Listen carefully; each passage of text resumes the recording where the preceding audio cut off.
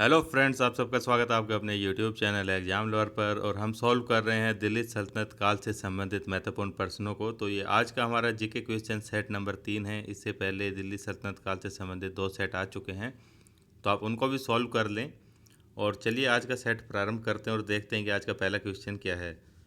तो देखिए, जो क्वेश्चन नंबर फर्स्ट है वो क्या कहता है कि भारतीय इतिहास में बाजार नियमों तथा मूल्य नियंत्रण पद्धति की शुरुआत किसने की थी। तो ये जब हमने अलाउद्दीन खिलजी वाला चैप्टर पढ़ा था तो उसमें डिटेल से डिस्कस किया था कि अलाउद्दीन खिलजी का संबंध किससे है। उसने बाजार सुधार के लिए बहुत सारे कार्य किए थे। और इस चीज़ का पता हमें किससे चलता है कि एक जियाउद्दीन बर्नी है, उसकी पुस्तक है तारीख ए फिरोज शाही। उससे हमें इस बारे में पता चलता है कि भाई अलाउद्दीन खिलजी ने अपने शासनकाल में बाजार सुधार से संबंधित अनेक कार्य किए थे। इसके अलावा जो अमीर खुसरो है, जो कि दरबारी था अलाउद्दीन खिलजी का, उसकी भी एक पुस्तक है खजाइन उल फतूह, उससे भी पता चलता है। और इब्न बतूता की भी एक पुस्तक है रहला। ये सब यानी कि स्रोत है ये जानने के लिए कि अलाउद्दीन खिलजी ने बाजार सुधार के लिए बहुत सारे कार्य किए थे। और इसने एक देखिए नए विभाग की भी स्थापना की थी, जिसे कि दीवान रियायत रियासत विभाग से जाना जाता था। यहाँ पर यानी कि व्यापारियों का रजिस्ट्रेशन किया जाता था। तो इसका आंसर क्या हो गया? डी राइट आंसर है, यानी कि अलाउद्दीन खिलजी। इसके अलावा देखिए जो है शेर शाह सूरी, इसका संबंध किससे है? ये मुग़ल काल से संबंधित है। और शेर शाह जो सूरी था उसके बचपन का नाम फरीद था। और शेर शाह सूरी का जो मकबरा है वो कहाँ पर है? सासाराम बिहार के अंदर है। इसके अलावा देखिए हुमायूं के साथ 2 महत्वपूर्ण इसने युद्ध लड़े थे। एक तो चौसा का युद्ध था, 1539 ईस्वी के अंदर हुआ था। दूसरा था बिलग्राम का युद्ध, जिसे हम कन्नौज के युद्ध के नाम से भी जानते हैं, वो 1540 ईस्वी के अंदर हुआ था। और इसके अलावा अगर देखिए कार्यों की बात की जाए तो इन्होंने पुराना किला जो दिल्ली के अंदर, उसकी स्थापना की थी और जीटी रोड इसके द्वारा बनाई गई थी। और मोहम्मद बिन तुगलक के बारे में आप जानते हैं कि इसको क्या कहा जाता है? इसको पागल राजा के नाम से जाना जाता है। यानी कि इसने जो भी योजनाएं चलाई थी वो पूर्ण रूप से सफल नहीं हो पाए थे, इसलिए इसको क्या कहते हैं? पागल राजा, या फिर जैसे रक्त पिपासु भी कहा जाता है, या शौपनशील के नाम से भी इसको जानते हैं। चलिए बढ़ते हैं आगे और देखते हैं कि आज का दूसरा क्वेश्चन क्या है। इसमें है देखिए, जो अल बरूनी है उसका पूरा नाम क्या था? तो अल बरूनी देखिए कौन था? ये जब महमूद गजनबी ने जब भारत पर आक्रमण किया था तो ये महमूद गजनबी के साथ में आया था। और इसका जो बचपन का नाम वो क्या था? मोहम्मद अब्बू रेहान उसका बचपन का नाम था। तो क्वेश्चन का आंसर क्या हो गया? ए, अल बरूनी का पूरा नाम क्या था? मोहम्मद अब्बू रेहान इसके बचपन का नाम था। और इसको देखिए, जो अल बरूनी है उनको किस लिए जाना जाता है कि उन्होंने एक किताब की रचना की थी जिसे किताब उल हिंद के नाम से जानते हैं, या फिर उसको हम तारिक उल हिंद भी कह सकते हैं। तो वो उस पुस्तक की रचना की गई थी अल बरूनी के द्वारा। और अगर पुस्तक की बात करें तो पुस्तक में क्या क्या है उसके अंदर, जैसे जो भारतीय इतिहास हो गया, भारत का जो भी गणित था, भूगोल था, यहाँ पर क्या सामाजिक दशाएं थी, क्या क्या यहाँ का भाई खगोल शास्त्र से संबंधित जो भी चीज़ें थी, उन सब का संकलन किया है अल बरूनी ने अपनी पुस्तक किताब उल हिंद के अंदर। और किसके साथ आया था ये? महमूद गजनबी के साथ भारत आया था। और प्लस में देखिए, जो जब महमूद गजनबी आया था तो खाली ये अकेला नहीं था, उसके साथ 2 अन्य लोग भी थे। इसके अलावा अन्य लोग भी थे अल बरूनी के अलावा, जिसके अंदर कि एक तो था, उसका नाम था उत्वी। उत्वी नाम था, उसने भी एक पुस्तक की रचना की है जिसे तारिक यामिनी के नाम से जाना जाता है। और दूसरा एक था वेहाकी। व्याकी नाम से भी था एक के, उसने रचना की थी तारिक ए सुबुक्तगिन। तो ये रचनाएं इनकी थी। तो ये हो गया इनका आंसर। इसके बाद बढ़ते हैं आगे। ये जो दिया गया अली गुरसास, ये कौन है? ये अलाउद्दीन खिलजी के बचपन का नाम है, उसका रियल नेम है अली गुरसास। बढ़ते हैं आगे। देखिए क्वेश्चन नंबर 3, निम्नलिखित में से कौन सा यानी कि कौन सा सुल्तान था जो कि गुल रुखी के नाम से उपनाम से कविताएं लिखा करता था? तो इसके बारे में हमने पढ़ा था कि ये कौन था? सिकंदर लोदी। जो सिकंदर लोदी का जब चैप्टर हमने पढ़ा था तो उसके अंदर बताया था कि ये कविताएं लिखने का बहुत ज़्यादा शौकीन था। और ये उपनाम क्या था इसका? गुलरुखी या गुलरुखी के नाम से ये कविताएं लिखा करता था। तो इसका ऑप्शन हो गया डी राइट आंसर। इसके अलावा देखिए, इब्न बतूता जो दिया गया है वो आपको पता है कि मोरक्को से आया था, मोरक्को अफ्रीका से आया था। और किसके शासनकाल में आया था? मोहम्मद बिन तुगलक के शासनकाल के अंदर वो आया था। और इसकी एक प्रसिद्ध जो पुस्तक उसका नाम क्या है? रहेला। रहेला उसकी प्रसिद्ध पुस्तक हो गई। इसके अलावा देखिए जो जियाउद्दीन बर्नी है, ये भी मोहम्मद बिन तुगलक और जैसे जो फिरोज शाह तुगलक उसके बाद का शासक थे, दोनों के शासनकाल से संबंधित है जियाउद्दीन बर्नी। और इसकी दो महत्वपूर्ण रचनाएं हैं, जैसे कि तारीख ए फिरोज शाही और फतवा ए जहांदारी, ये इसकी रचना होगी जियाउद्दीन बर्नी। और ये जो है शम्स ए सिराज अफीफ, ये भी इससे ही संबंधित है, इन्हीं के शासनकाल से, फिरोज शाह तुगलक के शासनकाल से। और इसकी भी जो रचना है उसका नाम भी क्या है, तारिक ए फिरोज शाही। यानी कि इन दोनों की पुस्तकें जो हैं उनका नाम सेम ही है, तारिक ए फिरोज शाही। एक तो लिखी है जियाउद्दीन बर्नी ने और एक शम्स ए सिराज अफीफ के द्वारा लिखी गई है। और सिकंदर लोदी का मैंने आपको बता ही दिया कि ये गुलरुखी के उपनाम से कविताएं लिखा करता था। बढ़ते हैं आगे और देखते हैं आज का चौथा क्वेश्चन कि दिल्ली के निम्नलिखित किस सुल्तान ने तैमूरी शासक मिर्जा शाहरुख के अधिराज्य में आना स्वीकार कर लिया। तो देखिए जो सैयद वंश का जो संस्थापक था यानी कि खिजर खान था, जो उसने क्या किया था, उसने सुल्तान वगैरह की उपाधि धारण नहीं की थी। उसने क्या किया था, जो भाई तैमूर लंग था उसका बेटा था शाहरुख, उसकी अधीनता उसने स्वीकार कर ली थी। और उस शाहरुख को क्या किया करता था, खिजर खान नियमित रूप से उसको टैक्स वगैरह भेजा करता था। तो ये इसका आंसर हो गया सी, खिजर खान सैयद वंश का ये संस्थापक था। बढ़ते हैं आगे, क्वेश्चन नंबर 5। देखिए, सुल्तान अलाउद्दीन खिलजी के संबंध में निम्नलिखित कथनों पर विचार करिए। आपको 3 ऑप्शन दिए गए हैं, आपको बताना है कि इनमें से तीनों में से कौन सा कथन जो है वो सही है, सत्य है। तो पहला देखिए, अलाउद्दीन खिलजी ने अनाज दाम नियत किए या निश्चित किए, तो ये ठीक बात है। अलाउद्दीन वाले टॉपिक में हमने पढ़ा था कि इसने क्या किया था, हर एक जो दैनिक ज़रूरत का जो भी सामान था उसके क्या किए थे, इसने प्राइस फिक्स कर दिए थे, तो ये बात सही हो गई। उसके बाद देखिए ऑप्शन नंबर 2, अलाउद्दीन खिलजी पहला सुल्तान था जिसने सैनिकों को नगद वेतन दिया था। बिल्कुल सही बात है। इसने क्या किया था, एक तो नियमित सेना बनाई थी, यानी कि स्थायी सेना की इसने व्यवस्था की थी। और जो सैनिक थे उनको क्या किया कि जो नगद भुगतान था वो प्रदान किया जाता था। जबकि उससे पहले क्या था कि उनको इक्ता प्रदान कर दिया जाता था। फिर वो क्या थे, वो ज़मीन से जो भी यानी कि कर वगैरह वसूला जाता था तो उसके अंदर से ही वो हिस्सा मिल जाता था, या भूमि कोई प्रदान कर दी जाती थी। लेकिन अलाउद्दीन खिलजी ने क्या किया था, एक तो सेना जो थी उसको स्थायी कर दिया था कि परमानेंट रहेगी, और जो उनके नगद वेतन भुगतान की प्रणाली उसने प्रारंभ की थी। तो ऑप्शन 2 भी सही हो गया। उसके बाद 3 देखिए कि अलाउद्दीन खिलजी के शासनकाल में किसानों द्वारा दिए गए भू राजस्व का अंश फसल के आधे तक बढ़ा दिया गया था। ये कर की बात हो रही है यहाँ पर। तो बिल्कुल सही बात है कि अलाउद्दीन खिलजी के समय काल में जो कर की दरें थी वो कितनी कर दी थी, इसने 50% तक कर दी थी, यानी कि जो टोटल फसल की उपज होगी उसका आधे तक कर दिया था। तो तीनों ऑप्शन बिल्कुल सही है। तो क्या हो गया, इसका आंसर डी हो जाएगा।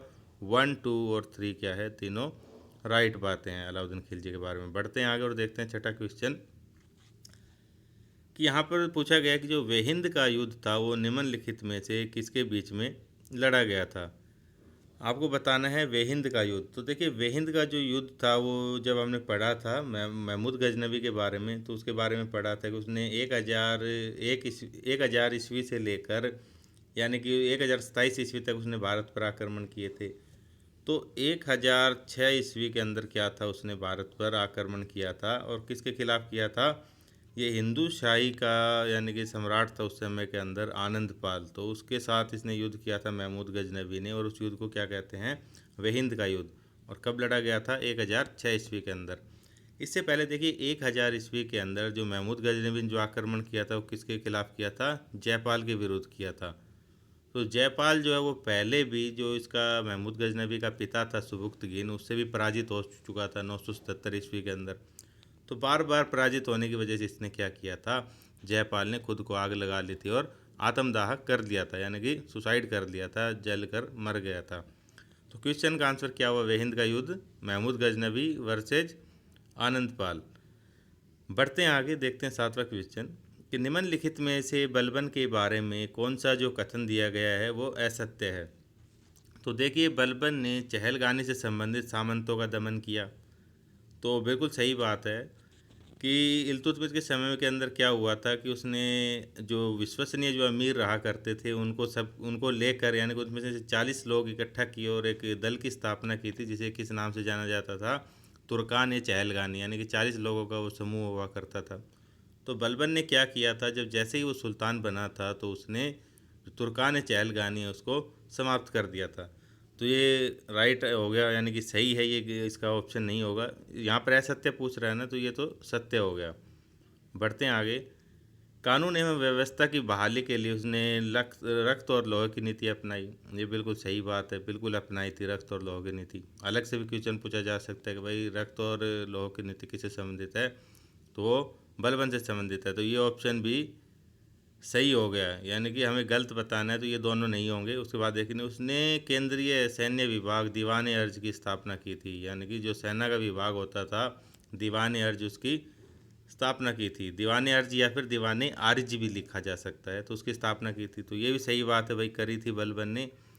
तो इसके अंदर से कोई भी जो कथन है वो गलत नहीं है, सभी के सभी सही है। तो आंसर क्या हो गया, डी हमारा राइट आंसर हो जाएगा कि निम्न में से कोई भी नहीं। बढ़ते हैं आगे, देखते हैं अगला क्वेश्चन।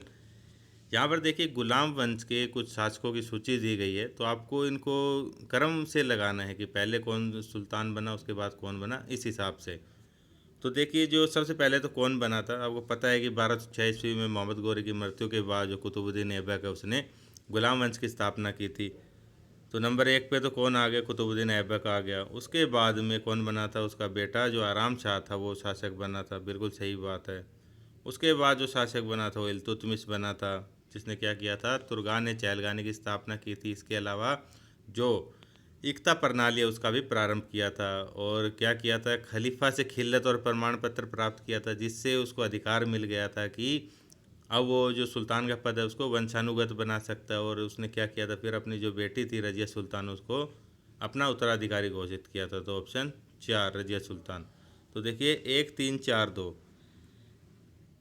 तो इसमें से कौन सा होगा, 1 3 नहीं 1 2, कौन सा आएगा, 1 2 3 4, 1 2 3 4, तो ये हो गया ऑप्शन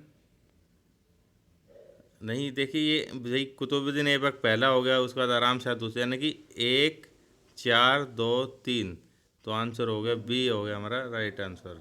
चलिए बढ़ते हैं आगे, देखते हैं क्वेश्चन नंबर 2। ये पूछ रहा है कि जो अलाई दरवाज़ा है उसका निर्माण, यानी कि नहीं, उसका जो वहाँ अलाई दरवाज़ा जो किसका प्रवेश द्वार है। तो अलाई दरवाज़ा आपको पता है कि जो कुतुब मीनार है उसका प्रवेश द्वार है। और इसका निर्माण किसके द्वारा करवाया गया था, अलाउद्दीन खिलजी के द्वारा इसका निर्माण करवाया गया था। इसके अलावा जो सिरी फोर्ट है उसका निर्माण भी अलाउद्दीन खिलजी के समय काल में करवाया गया था। और अलाउद्दीन खिलजी के बचपन का नाम क्या था, अली गुरसास्प इसका बचपन का नाम था। और ये इसने जो अपना खुद का भाई जो चाचा है या फिर उसका ससुर भी था जलालुद्दीन फिरोज खिलजी, उसकी हत्या कर दी थी और उसके बाद में ये सुल्तान बना था। बढ़ते हैं आगे, देखिए क्वेश्चन नंबर 10। यहाँ पर आपको सूची दी गई है दो, सूची 1 है और ये सूची 2 है। तो इन दोनों का आपको मिलान करना है कि सही कौन सा होगा। तो देखिए जो ए है वहाँ पर दिया गया है कि हिंदुओं द्वारा दिए जाने वाला भूमि कर, यानी कि हिंदुओं के द्वारा जो भूमि कर दिया जाता था उसको क्या बोलते थे सल्तनत काल में, उसको बोलते थे खराज के नाम से जाना जाता था। तो खराज हो गया। इसके बाद युद्ध में लूट का 1/5 भाग, ये क्या कहलाता था, खम्स कर कहलाता था, काफ़ी बार बताया जा चुका है। और मुस्लिमों के द्वारा जो भूमि कर दिया जाता था उसको क्या बोलते थे, उसर बोलते थे। और मुस्लिमों पर लगने वाला जो आर्थिक कर था उसको क्या बोलते थे, जक़ात बोलते थे। तो ये इसका हो गया राइट आंसर। तो देखिए क्वेश्चन के हिसाब से क्या हो गया, ए ऑप्शन इसका सही बन जाएगा। अब देखिए इन कर के बारे में आपको बता देता हूँ। सबसे पहले जो खुम्स या फिर जो खम्स कर दिया गया उसके बारे में देखिए कि खम्स कर जो है वो क्या होता था कि सेना जब भी कहीं आक्रमण करती थी तो क्या होता था, वहाँ से खूब लूटपाट की जाती थी। अब लूटपाट करके जितना भी माल आया है ना, तो उसके अंदर से जो 1/5 भाग होगा वो किसका होगा, सुल्तान का होगा। यानी कि भाई 100 रुपये लूटे तो उसका 1/5 कितना हो गया, 20 रुपये, यानी कि 20 रुपये सुल्तान रखेगा, बाकी के जो 80 रुपये वो क्या किए जाएंगे, सेना के अंदर बांट दिए जाएंगे। लेकिन अलाउद्दीन खिलजी का जब टॉपिक हमने पढ़ा था तो उसके अंदर देखा था कि जो अलाउद्दीन खिलजी था उसने क्या किया था, जो खम्स का जो कर है वो कितना कर दिया था खुद के लिए, यानी कि 80% तो सुल्तान रखेगा, बाकी का 20% जो है वो सेना के अंदर बांट दिया जाएगा। तो ये तो हो गया खम्स कर हो गया। उसके बाद दूसरा देखिए खराज कर। अब खराज क्या होता था, यानी कि भाई जो मुस्लिम राष्ट्र हो गए, तो ये जहाँ पर जब जो सुल्तान थे दिल्ली सल्तनत के अंदर, तो ये भाई मुस्लिम थे, तो ये दिल्ली सल्तनत क्या कहलाती थी, इस्लामिक राष्ट्र कहलाती थी। तो यहाँ पर जितने भी हिंदू रहते थे तो उनसे क्या किया जाता था कि भाई उनको अगर कृषि करनी है, वहाँ पर खेती करनी है, फसल करनी है, तो वो क्या करेंगे, खेती का कुछ हिस्सा जैसे कर के रूप में वो देंगे, तो उस कर को क्या कहा जाएगा, उसको खराज के नाम से जाना जाएगा। और अगर यही कर कोई मुस्लिम व्यक्ति देगा मुस्लिम राज्य के अंदर, तो उसको किस नाम से जाना जाएगा, उसको उसर कहा जाएगा। उसके अलावा देखिए जो जक़ात कर है वो क्या है कि भाई जो अमीर मुस्लिम है, जो कि मुस्लिम राज्य के अंदर रहते हैं, अमीर मुस्लिम है, तो उनसे यानी कि 2.5% अलग से कर वसूला जाता था, ताकि जो गरीब मुसलमान है, जो ज़रूरत या भाई कमज़ोर मुसलमान है, उनके लिए सहायता की जा सके। तो वो क्या कहलाता था, जक़ात कर, यानी कि अमीर मुस्लिमों से लिया गया कर जो कि गरीबों की सहायता के लिए प्रयोग में लाया जाता था, तो जक़ात कर हो गया। तो ये हो गया चारों कर। बढ़ते हैं आगे, देखिए क्वेश्चन नंबर 11 कि अमीर खुसरो के बारे में यहाँ पर कुछ कथन दिए गए हैं, तो आपको बताना है कि इनमें से कौन सा कथन जो है वो सही है। तो देखिए जो अमीर खुसरो है वो संत जो थे, सूफी संत थे, निजामुद्दीन औलिया उसके शिष्य थे। तो बिल्कुल सही बात है कि जो निजाम ये अमीर खुसरो थे ये क्या थे, निजामुद्दीन औलिया के शिष्य थे, बिल्कुल सही। उसके बाद वे अलाउद्दीन खिलजी के दरबारी कवि थे, बिल्कुल सही बात है। उन्होंने भारतीय वाद्य यंत्र वीणा व ईरानी वाद्य यंत्र तंबूरी के मिश्रण से सितार का आविष्कार किया था, ये बात भी बिल्कुल सही है। उन्हें ख्याल ख्याल गायकी का आविष्कार किया था, ये भी बिल्कुल सही है। तो इसका आंसर क्या होगा, ए। 1 2 3 4 ये सारे कथन क्या हैं, सत्य है। देखिए उन्होंने सितार का भी आविष्कार किया था, इसके अलावा क्या किया था, जो तबला होता है ना उसका भी आविष्कार किया था। और इनको जो अमीर खुसरो उसको किस नाम से जाना जाता है, तोता ए हिंद के नाम से भी जाना जाता है। तो ये सारे कथन के बारे में सत्य है, ये सारे फैक्ट आप याद रखेंगे अमीर खुसरो के बारे में। इसके अलावा तोता ए हिंद के नाम से जाना जाता है और तबले का भी आविष्कार किया था। बढ़ते हैं आगे और देखते हैं आज का 12वां क्वेश्चन। यहाँ पर पूछा जा रहा है कि जो मोहम्मद गौरी था जिसने कि भारत पर आक्रमण किया था, वो किस वंश से संबंधित था, मोहम्मद गौरी। तो मोहम्मद गौरी देखिए किस वंश से था, वो शशवानी वंश से संबंध रखता था। तो क्या होगा इसका आंसर, शशवानी वंश से संबंधित था। और देखिए ये जो मोहम्मद गौरी था, ये जो गौर वाला रीजन है अफ़गानिस्तान में, वहाँ का ये शासक था। और इसने क्या किया था, 1191 ईस्वी में आक्रमण किया था, किसके खिलाफ, पृथ्वीराज चौहान के खिलाफ, जिसको किस नाम से जानते हैं, तराइन का प्रथम युद्ध। इसके अंदर क्या हुआ था, मोहम्मद गौरी परास्त हो गया था। उसके बाद ठीक 1 साल बाद 1192 ईस्वी के अंदर दूसरा युद्ध होता है, तराइन का दूसरा युद्ध। इसके अंदर क्या हुआ था कि मोहम्मद गौरी जीत जाता है और जो पृथ्वीराज चौहान है उनको पराजित कर दिया जाता है। तो ये महत्वपूर्ण घटना रही इनके समय काल की। बढ़ते हैं आगे और देखिए क्वेश्चन नंबर 13 कि मोहम्मद गौरी को किस नाम से जाना जाता है। तो ये देखिए शहाबुद्दीन, बिल्कुल शहाबुद्दीन के नाम से भी जाना जाता है, मोइनुद्दीन के नाम से भी, और मोहम्मद बिन शाम के नाम से भी, यानी कि ऑप्शन डी हो जाएगा। ये सभी किसके उपनाम हैं, मोहम्मद गौरी के। यानी कि मोहम्मद गौरी को किस किस नाम से जाना जाता है, शहाबुद्दीन, मोइनुद्दीन और मोहम्मद बिन शाम के नाम से। तो इसका आंसर हो गया डी। क्वेश्चन नंबर 14 कि अलाउद्दीन खिलजी ने जब आक्रमण किया था देवगिरी पर, तो वहाँ का शासक कौन था। तो देखिए अलाउद्दीन खिलजी ने जब देवगिरी पर आक्रमण किया था तो शासक कौन था, रामचंद्र देव वहाँ का शासक था। और इसके लिए किसने भेजा था, मलिक काफूर को भेजा था अलाउद्दीन खिलजी ने, ठीक है। तो यहाँ पर देखिए देवगिरी का शासक कौन हो गया, रामचंद्र देव हो गया। और उसने क्या किया था, 1306 ईस्वी के अंदर भेजा था अलाउद्दीन खिलजी ने मलिक काफूर को। तो जो रामचंद्र देव उसने अधीनता स्वीकार कर ली थी। फिर अलाउद्दीन खिलजी ने भी क्या किया था, इसको वही कहीं जीते हुए प्रदेश भी वापस कर दिए थे। उसके अलावा इसको राय रहान की उपाधि भी दी थी। और दूसरा नाम देखिए प्रताप रुद्र देव, ये कौन था, ये वारंगल का यानी कि जो तेलंगाना है वर्तमान का, वहाँ का शासक था। तो यहाँ पर 1308 ईस्वी में जो अलाउद्दीन खिलजी उसने मलिक काफूर को भेजा था और उसने अधीनता स्वीकार कर ली थी। और यहीं से जो मलिक काफूर है उसको कोहिनूर हीरा भी प्राप्त हुआ था, जो कि किसने दिया था, रुद्रदेव ने दिया था इसको, प्रताप रुद्र ने। और मलिक काफूर आपको पता ही है ये कौन था, इसका गुलाम था अलाउद्दीन खिलजी का, जो कि गुजरात के अभियान के दौरान खरीदा गया था। और ये 1000 दिनार के अंदर खरीदा गया था, इसलिए इसको 1000 दिनारी भी कहा जाता है मलिक काफूर को। बढ़ते हैं आगे, आज का अंतिम क्वेश्चन कि भारत का वह पहला कौन सा शासक था जिसने मोहम्मद गौरी को पराजित किया। तो कौन था वो वो था सोलंकी शासक भीमदेव सेकंड था। ये कंफ्यूजिंग क्वेश्चन है कि आप जल्दबाजी में क्या टिक कर सकते हैं। आप कर सकते हैं इसको यानी पृथ्वीराज चौहान को, लेकिन आंसर क्या होगा। देखो पृथ्वीराज चौहान के साथ तो इसकी जो लड़ाई है वो कब हुई थी, 1191 ईस्वी में पराजित हुआ था। उससे पहले आप देखेंगे कि 1178 ईस्वी के अंदर जो मोहम्मद गौरी इसने आक्रमण किया था गुजरात पर।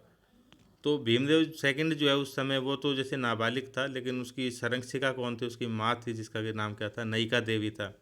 तो माउंट आबू के पास ये युद्ध हुआ था जिसके अंदर मोहम्मद गौरी जो है वो पराजित हो गया था। तो मोहम्मद गौरी की भारत के अंदर पहली पराजय कौन सी थी, ये सोलंकी शासक भीमदेव सेकंड के समय के अंदर, जो कि गुजरात पर यानी गुजरात अधिकार के दौरान की गई थी। ठीक है, तो गुजरात अभियान के दौरान इसकी पहली पराजय हुई थी मोहम्मद गौरी की। तो फ्रेंड्स ये थे आज के 15 क्वेश्चन। तो रिक्वेस्ट है कि चैनल को अधिक से अधिक लाइक करें, शेयर करें, सब्सक्राइब करें। मिलते हैं नेक्स्ट वीडियो में जल्दी। Thank you so much.